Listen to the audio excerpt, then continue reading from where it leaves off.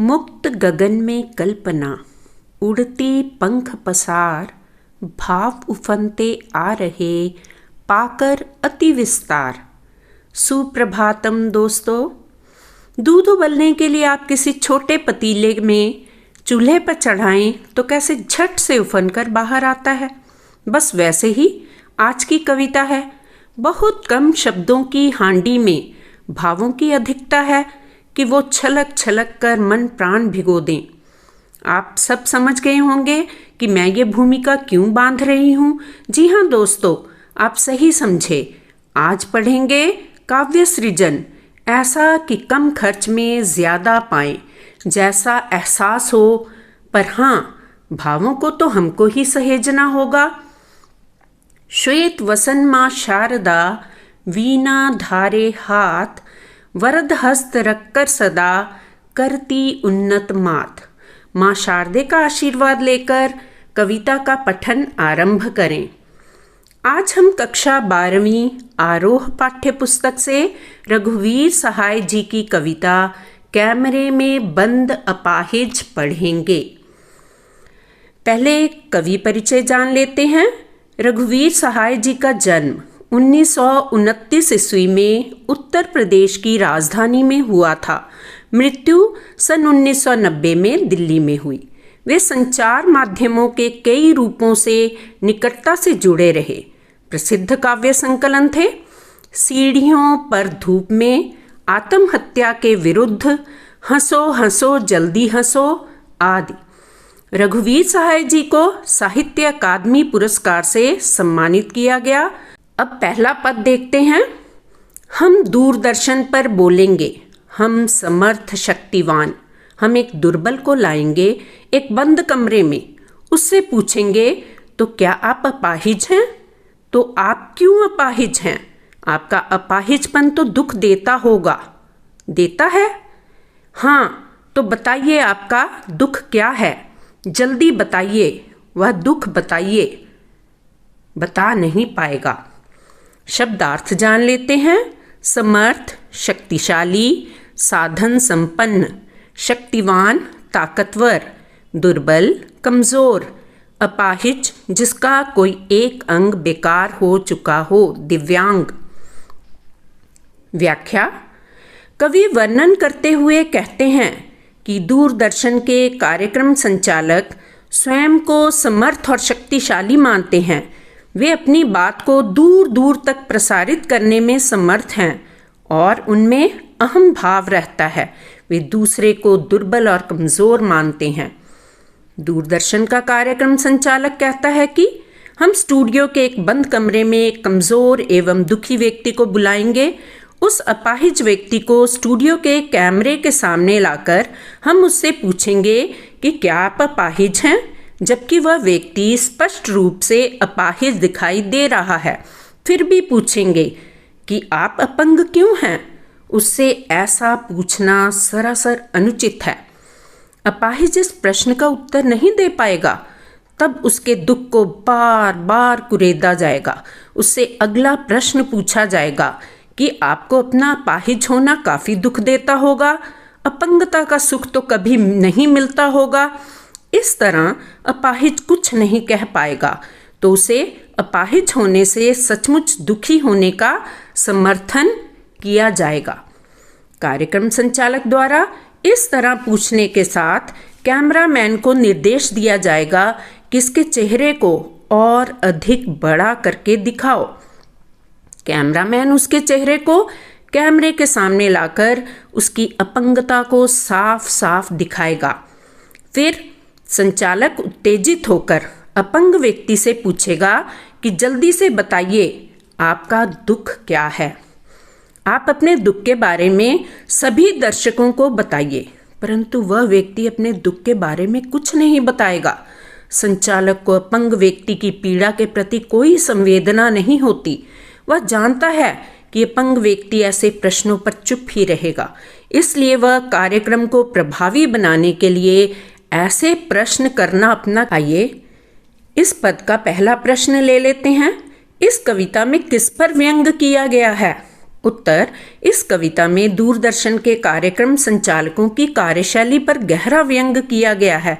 वह अपने कार्यक्रम को प्रभावी बनाने के चक्कर में अपाहिजों, दुर्बलों की भावनाओं के साथ खिलवाड़ करते हैं, उनसे बेतुके सवाल पूछते हैं और उनकी संवेदना को कुरेदते हैं। दूसरा प्रश्न ले लेते हैं। समर्थ शक्तिवान लोग दुर्बल को दूरदर्शन पर क्यों लाते हैं? उत्तर, समर्थ शक्तिवान लोग दूरदर्शन के स्वामी हैं। वे दुर्बलों की पीड़ा को आम जनता के सामने लाकर अपने कार्यक्रम को रोमांचक बनाना चाहते हैं ताकि इसके द्वारा अधिक पैसा कमा सकें, यानी कि अपनी TRP को बढ़ा। प्रश्न 3, अपाहिज से पूछे गए प्रश्न किस बात के परिचायक हैं? उत्तर, अपाहिज से पूछे गए प्रश्न बेतुके, बेकार और व्यर्थ हैं। उन्हें सुनकर अपाहिजों के हृदय को ठेस पहुंचती है, कोई राहत नहीं मिलती। अगला प्रश्न, प्रस्तुतकर्ता दूरदर्शन पर अपाहिज से जल्दी जल्दी दुख प्रकट करने के लिए क्यों कहता है? उत्तर, उसके एक एक मिनट की बहुत कीमत होती है, इसलिए प्रस्तुतकर्ता चाहता है कि अपाहिज अपने दुख दर्द को समय गंवाए जोर शोर से बताए ताकि लोग सुनकर द्रवित हो उठें। आइए इसका दूसरा पद देख लेते हैं। सोचिए, बताइए, आपको अपाहिज होकर कैसा लगता है? कैसा यानी कैसा लगता है? सोचिए, बताइए, थोड़ी कोशिश करिए, यह अवसर खो देंगे। क्या आप जानते हैं कि कार्यक्रम रोचक बनाने के वास्ते हम पूछ पूछ कर उसको रुला देंगे, इंतज़ार करते हैं। आप भी उसके रो पड़ने का इंतज़ार करते हैं। शब्दार्थ जान लेते हैं, यानी मतलब। इसका अर्थ है अवसर, मौका, रोचक, दिलचस्प। आइए व्याख्या जानें। कवि के अनुसार दूरदर्शन कार्यक्रम का संचालन एक अपंग व्यक्ति का साक्षात्कार लेते समय उससे अटपटे प्रश्न करता है। वह उससे पूछता है कि आप सोचकर बताइए कि आपको अपाहिज होकर कैसा लगता है, अर्थात अपाहिज होने से आपको कितना दुख होता है।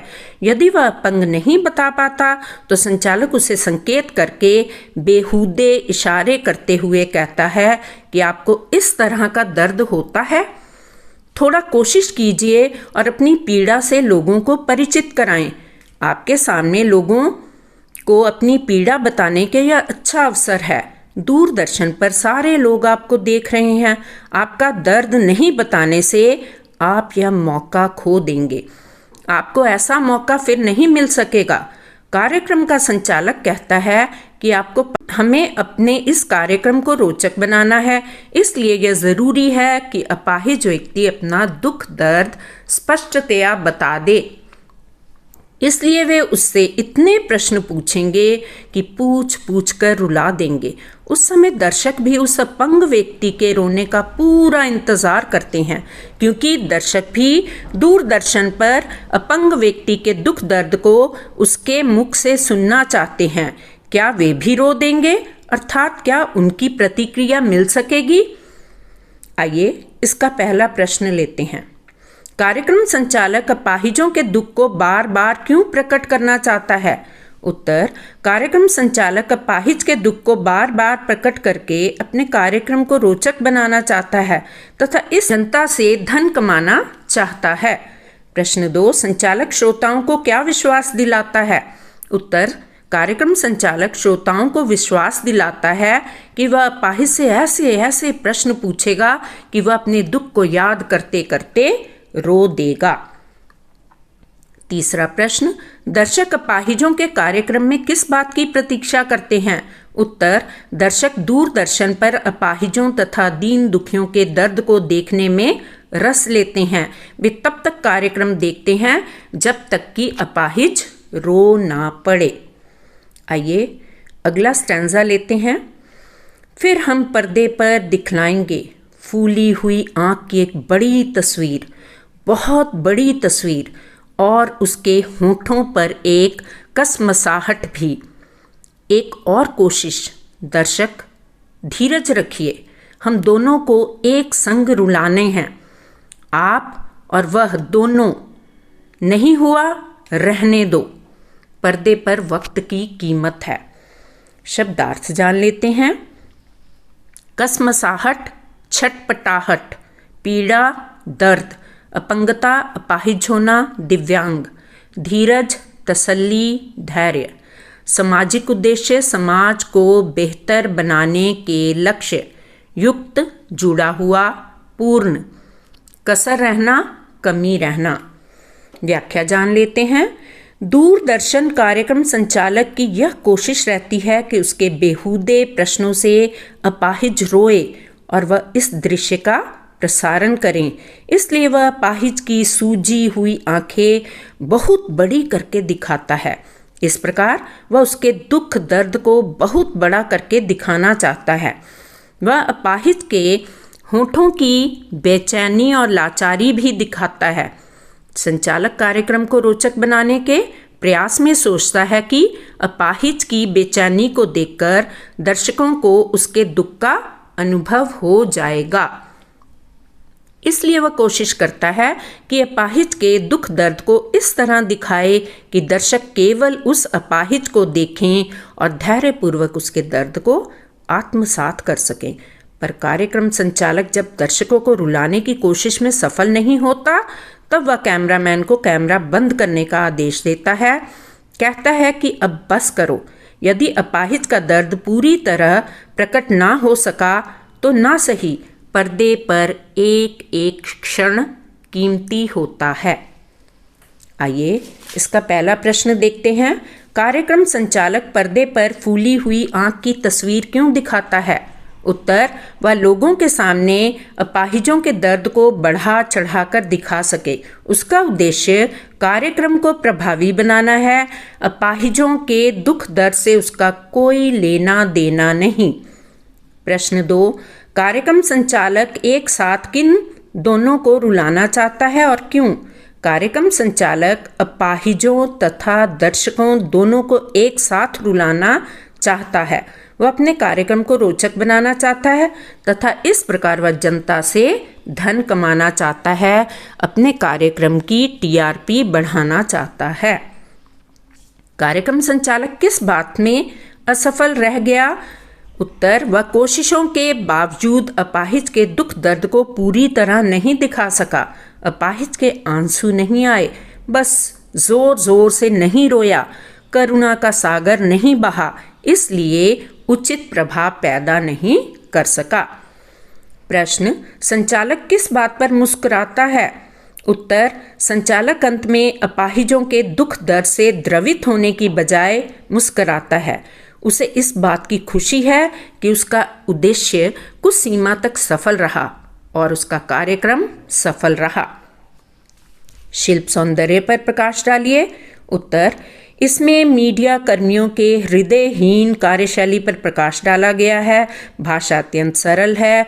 कोष्ठांकित वाक्यों का प्रयोग करना नया प्रयोग है। दूरदर्शन के सामाजिक कार्यक्रमों की पोल पट्टी खोली गई है। वे समस्या को खोलकर दिखाने के चक्कर में बहुत निर्मम हो जाते हैं। कविता की शैली। आइए पाठ्यपुस्तक के प्रश्न अभ्यास करें। पहला प्रश्न, कैमरे में बंद अपाहिज कविता के व्यंग्य पर टिप्पणी कीजिए। उत्तर, इस कविता में कवि ने मीडिया की ताकत के बारे में बताया है।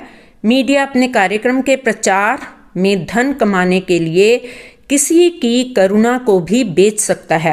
वैसे कार्यक्रमों का निर्माण समाज सेवा के नाम पर करता है, परंतु उसे इस कार्य व्यापार में ना तो अपाहिज से सहानुभूति होती है, ना ही उसके मान सम्मान की चिंता। वह सिर्फ अपने कार्यक्रम को रोचक बनाना जानता है। रोचक बनाने के लिए वह ऊट पटांग प्रश्न पूछता है और पीड़ित की पीड़ा को बढ़ा चढ़ाकर बताता है। प्रश्न 2, कैमरे में बंद अपाहिज कविता को आप करुणा की कविता मानते हैं या क्रूरता की? उत्तर, इस कविता को हम क्रूरता की कविता मानते हैं। यह कविता मीडिया के व्यापार व कार्यशैली पर व्यंग्य है। दूरदर्शन कमजोर व अशक्त वर्ग के दुख को बढ़ा चढ़ाकर समाज के सामने प्रस्तुत करता है। उसकी सहायता नहीं करता, अपितु अपने कार्यक्रम के जरिए वह स्वयं को समाज हितैषी सिद्ध करना चाहता है। अतः यह कविता पूर्णतः मीडिया की क्रूर मानसिकता को दर्शाती है। कार्यक्रम को सफल बनाने के लिए प्रश्नकर्ता की मानसिकता कैसी होती है?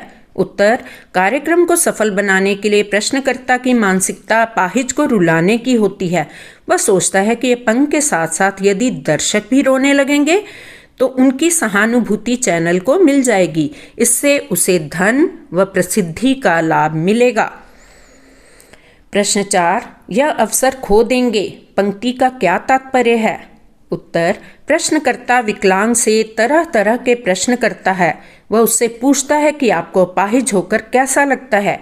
ऐसे प्रश्नों के उत्तर प्रश्नकर्ता को तुरंत चाहिए। वह दिव्यांग के लिए सुनहरा अवसर है कि वह अपनी पीड़ा को समाज के सामने व्यक्त करे। ऐसा करने से लोगों की सहानुभूति मिलेगी। कविता से क्या जाना क्या पाया?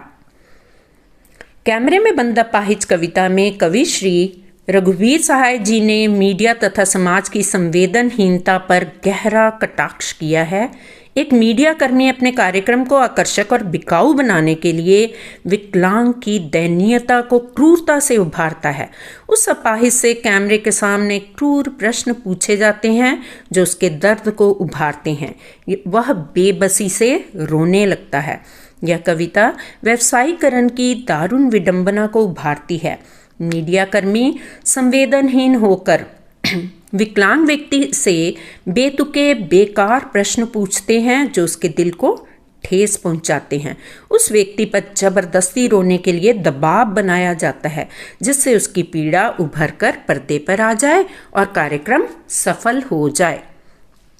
मीडिया कर्मी अपाहिज के विकृत अंगों की बड़ी बड़ी तस्वीरें पर्दे पर दिखाते हैं ताकि कार्यक्रम सफल हो जाए, दर्शकों पर उसका मार्मिक प्रभाव पड़ सके और वे उसकी पीड़ा को समझ सकें। अर्थात मीडिया कर्मी के केंद्र में दर्शक और उसके कार्यक्रम की सफलता है, वह विकलांग व्यक्ति नहीं जिसे वे दिखा रहे हैं। यह सारा नाटक शुद्ध व्यावसायिक लाभ के लिए किया जाता है। विकलांग के प्रति सहानुभूति या संवेदना का भाव उनमें नाम मात्र भी नहीं होता। बात बात में बन जाए बात बहुविकल्पीय प्रश्नों के साथ। अपना अपाहिजपन में कौन सा अलंकार है? अनुप्रास, अ स्वर की यहाँ पर आवृत्ति हुई है। कैमरे में बंद अपाहिज करुणा के मुखौटे में छिपी कविता है। उत्तर, क्रूरता की। कैमरामैन एक और कोशिश क्यों करना चाहता है? उत्तर, कार्यक्रम को रोचक बनाने के लिए। प्रस्तुतकर्ता दर्शकों से क्या रखने को कहता है? प्रस्तुतकर्ता दर्शकों से धैर्य रखने को कहता है। दूरदर्शन पर किस उद्देश्य से युक्त कार्यक्रम दिखाया जा रहा है? सामाजिक उद्देश्य से कार्यक्रम दिखाया जा रहा है। पर्दे पर किसकी कीमत है? पर्दे पर वक्त की कीमत है। कैमरामैन एक साथ क्या दिखाना चाहता है? कैमरामैन एक साथ दर्शक तथा अपाहिज को रोते हुए दिखाना चाहता है।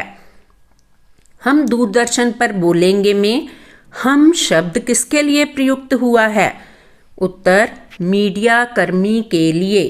अपाहिज के चेहरे पर क्या दिखाई देता है? कसमसाहट। अपाहिज क्या नहीं बता पाएगा? अपाहिज अपने दुख नहीं बता पाएगा। समर्थ और शक्तिवान लोग किसे दूरदर्शन पर लाते हैं? उत्तर, दुर्बल को। प्रश्नकर्ता कैमरे वाले को क्या निर्देश देता है? बड़ा बड़ा दिखाने का। प्रश्नकर्ता अपाहिज से कैसे प्रश्न पूछता है?